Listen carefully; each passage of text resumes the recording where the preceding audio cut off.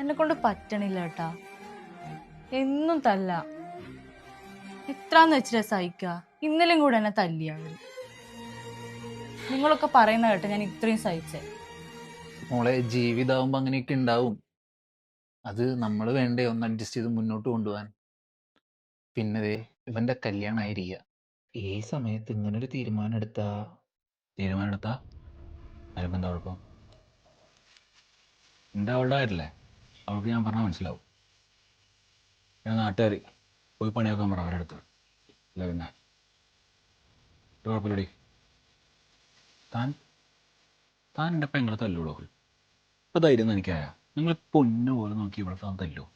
താൻ എന്നെ തല്ലടോ? തല്ല്, നിങ്ങൾ കാണണല്ലോ. തല്ലടോ, തല്ലടോ, തല്ലാൻ.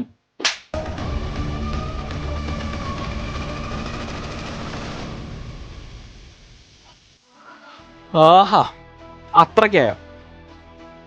എടുക്കടി, പോയി നിന്റെ സാളൊക്കെ എടുക്ക്. ഇപ്പൊ ഇറങ്ങണ ഇവിടെ നിന്ന്. ഇനി ഒരു പരിപാടി ഇല്ല ഇവിടെ. ചെല്ല് ചെല്ല് ചെല്ലാൻ. മോനെ, അച്ഛൻ മിണ്ടണ്ട. നിനക്കെന്നോട് ഇത്രക്ക് സ്നേഹം ഉണ്ടായിരുന്നു ഞാൻ അറിയില്ലായിരുന്നു. ഒന്ന് പോടി ഇവിടുന്ന്. ഞാൻ കല്യാണം കഴിഞ്ഞ് ഇവിടെ നിന്ന് എങ്ങനെ രക്ഷപ്പെടുന്നതായിട്ട് നിൽക്കായിരുന്നു. അപ്പഴാ കൃത്യമായിട്ട് നീ ചാടിയത്. ഇനിയിപ്പോ അച്ഛനായിരിക്കും നീ നോക്കിക്കോളല്ലോ. കേളവനിപ്പൊ പഴയ പോലെ ഒന്നല്ല, ഭയങ്കര എക്സ്പെൻസീവാ. രാവിലെ ഉച്ചയ്ക്കും വൈകുന്നേരം മന്തി കിട്ടിയാലേ ഇറങ്ങുന്ന ആൾക്ക്, അൽഫാം മന്തി. ഇനിയിപ്പോ അതൊക്കെ നീ നോക്കിക്കോളല്ലോ. പിന്നെ ഇതിന്റെ പേരിൽ ഡിവോഴ്സ് പിൻവലിക്കാന്ന് വിചാരിക്കേണ്ട. ടോക്സിക് ആയ ഭർത്താവിനൊക്കെ ഭേദമാണ് ധാരാളിയായിട്ട് അച്ഛൻ.